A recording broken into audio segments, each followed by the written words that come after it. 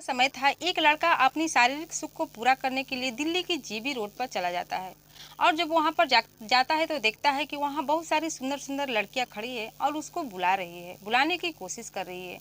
इसके बाद एक जो लड़की आती है उसका हाथ पकड़कर ले जाती है। और जब ले जाती है तो जो लड़का उस एक कमरे में जाता है तो वहां पर जाता है तो उसका हालत खराब हो जाता है। और यहाँ पर एक लड़की रहती है और उसके साथ ऐसा क्या करती है कि उस लड़के को उस कोठे पर जाने की आदत हो जाती है।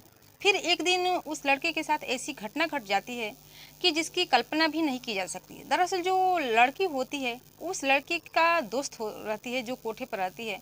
उस लड़के के साथ पहले 20 साल पहले पढ़ाई लिखाई कर चुकी होती है, एक ही कॉलेज में दोनों पढ़ रहे होते हैं।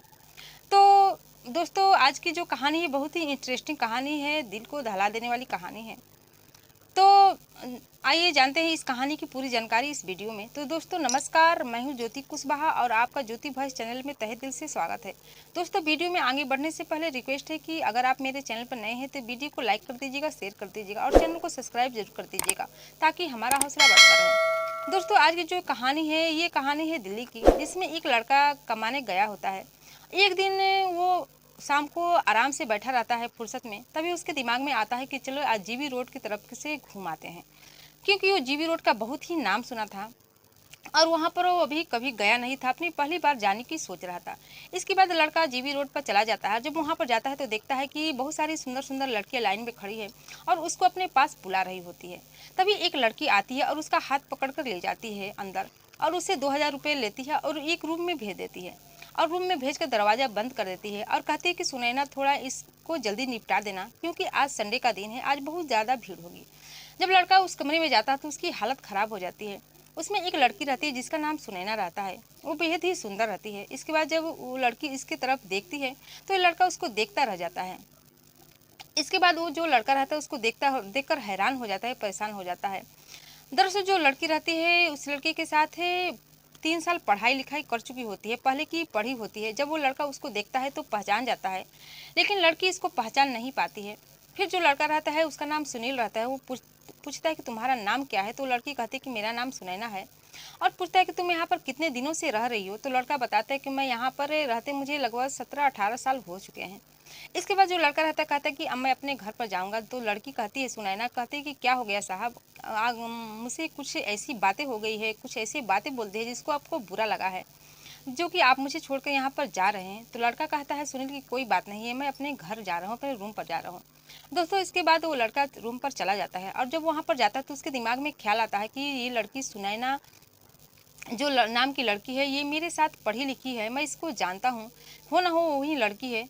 तो इसके बाद वो अपने एक दोस्त को फ़ोन करता है और फ़ोन करके जो लड़का रहता है सुनील, वो पश्चिमी बंगाल का रहने वाला होता है और उसी के गांव के इसके 5 किलोमीटर दूर पर उस लड़की का घर रहता है। और इसके बाद वो अपने दोस्त को फ़ोन करता है और फ़ोन करके कहता है कि तुम पता करो कि प्रतिमा आजकल कहाँ पर है और किस जगह पर है।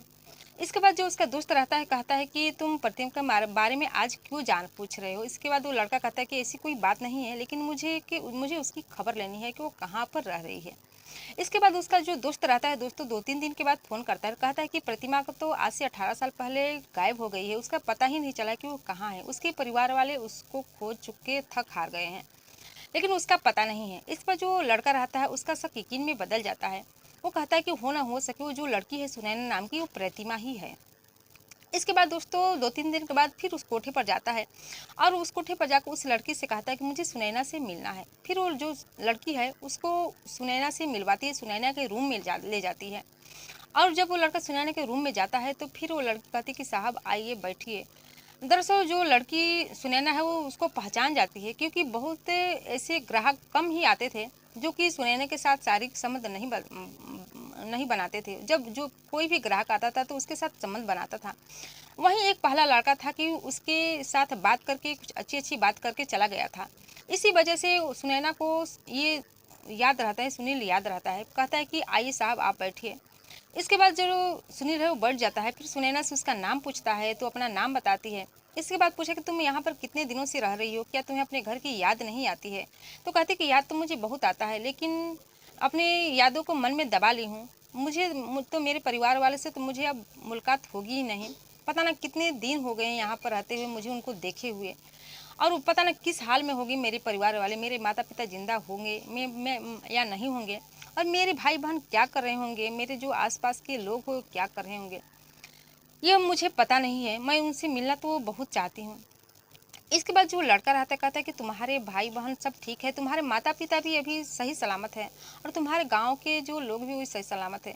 फिर जो लड़का रहता है कहता है कि तुम सुनैना, मैं तुमसे एक बात पूछना चाहता हूँ, अगर तुम दुखी ना हो, अगर तुम गुस्सा ना हो तो। इस पर सुनैना कहती है कि पूछिए साहब क्या बात है? तो कहता है कि तुम्हारा नाम तो प्रतिमा है, तुम अपना नाम सुनैना कब से रख ली हो?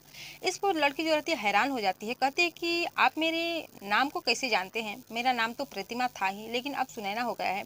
जब से इकलौते पर आई हूँ तो मेरा नाम सुनैना हो गया है। तो वो अपनी पहचान बताता है, कहता है कि आज से 18 साल पहले हम दोनों एक ही कॉलेज में एक ही साथ पढ़ते थे, और अपने कुछ दोस्त का नाम बताता है और अपना नाम बताता है, अपने कुछ टीचर का नाम बताता है और उस लड़की की सहेली का नाम बताता है, जिसकी वजह से ये लड़की सुनील को पहचान जाती है, जान जाती है कि हाँ आप मेरे साथ पढ़ रहे थे। दरअसल वो जो लड़का लड़की दोनों एक साथ 3 क्लास तक पढ़े हुए थे। इसके बाद सुनैना सुनील को भी पहचान जाती है। फिर दोनों में बातें हो जाती है, दोनों भावुक हो जाते हैं। ये बता सुनील कहता है कि तुम बताओ कि तुम यहाँ पर कैसे आई? तो सुनैना रहती है, कहती है कि मैं एक दिन मार्केट गई थी और जब मार्केट से वापस लौट रही थी तभी कुछ गुंडे आए और मुझे पकड़कर गाड़ी में ले आए और मुझे बेहोश कर दिए। जब मेरी आंखें खुली तो मैंने अपने आप को इस दिल्ली की जीबी रोड पर पाई हूँ और तब से यहीं पर रह रही हूँ। दरअसल ये लोग मुझे बाहर भी नहीं निकलने दे रहे थे। जब तक मेरी उम्र थोड़ी कम थी तो ये लोग तो मुझे बाहर एकदम नहीं निकलने दे रहे थे, लेकिन अब 30-35 साल की हो गई हूँ तो ये लोग मुझे बाहर निकलने दे रहे हैं। और जब मैं बाहर निकलती हूँ तो मेरे साथ एक गार्ड को भेज देते हैं, जो कि हमेशा मैं उनकी निगरानी में रहती हूँ। इसके बाद एक कहकर रोने लगती है सुनील से, सुनील भी भावुक हो जाता है और दोनों रोने लगते हैं। इसके बाद जो सुनील कहता है कि तुम अपने परिवार से भेंट करना चाहती हो, मुलाकात करना चाहती हो? तो लड़की बताती है सुनैना कि मैं अपने परिवार से तो मुलाकात करना चाहती हूँ, लेकिन उनसे मिलकर क्या करूँगी? वो मुझे स्वीकार नहीं करेंगे, क्योंकि मैं आज जिस हाल में यहाँ पर रह रही हूँ, यहाँ की जितनी भी यहाँ की लड़कियाँ हैं सबके साथ इसी तरह का बर्ताव होता है। उसे बहुत ही टॉर्चर किया जाता है और मेरे साथ यहाँ पर क्या हुआ है ये मैं ही जान सकती हूँ, और यहाँ पर एक लड़की को रहना कितना मुश्किल होता है ये एक लड़की ही जान सकती है, एक मरने के बराबर होता है। मैं अपने परिवार से मिलकर क्या करूँगी, लेकिन हाँ मैं उनको देखना ज़रूर चाहूँगी कि मेरे परिवार वाले कैसे हैं। इसके बाद जो लड़का रहता है कहता है कि अगर मैं तुम्हारे परिवार से मिला सकता हूँ। इसके बाद जो लड़की कहती है कि ठीक है। फिर जो लड़का कहते है क्या तुम मेरे साथ चलना चाहोगी, मेरे साथ रहना चाहोगी? इस पर सुनैना कहती है कि नहीं साहब, नहीं सुनील, मैं तुम्हारे साथ नहीं रहूँगी, क्योंकि तुम जानते हो कि मैं एक कोठे वाली, एक धंधे वाली लड़की हूँ, और जो तुम्हारी पत्नी है, तुम्हारे बेटे होंगे, बेटियाँ होंगी, तुम्हारे माँ बाप होंगे। और जब ये बात को सुनेंगी कि एक धंधे वाली लड़की को अपने साथ लाया है तो वो उनको बहुत बुरा लगेगा, वो हमें स्वीकार नहीं करेंगे। इस पर जो सुनील रहते हैं कहते हैं कि वो स्वीकार कर लेंगे। तुम दरअसल जो मेरी पत्नी है बहुत पहले ही गुजर चुकी है और उसकी एक बेटी है, जिसको मैं उसके नानी के घर छोड़ आया हूँ, और जब मैं यहाँ से अपने गांव जाता हूँ तो अपनी बेटी को अपने पास रखता हूँ।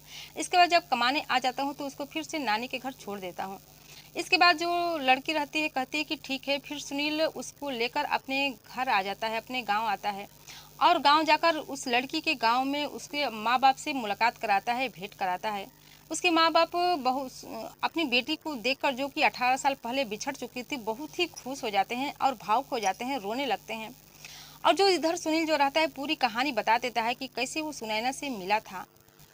इसके बाद दोस्तों जब कहानी बता देता है तो फिर सुनैना को अपने साथ लेकर आ जाता है और उससे शादी कर लेता है, अपने परिवार की रजामंदी से उसके साथ शादी करता है। इसके बाद अपनी बेटी को ही अपने पास बुला लेता है और उसके साथ खुशी खुशी जीवन यापन करने लगता है। इसके बाद दोनों पति पत्नी बहुत ही अच्छे से रहने लगते हैं।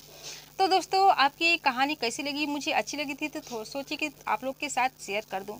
अगर ये कहानी थोड़ी सी भी अच्छी लगेगी तो वीडियो को लाइक कर दीजिएगा, शेयर कर दीजिएगा और चैनल को सब्सक्राइब जरूर कर दीजिएगा। फिर मिलते हैं अगले दिन नई कहानी के साथ, नई घटना के साथ। तब तक के लिए जय हिंद, जय भारत।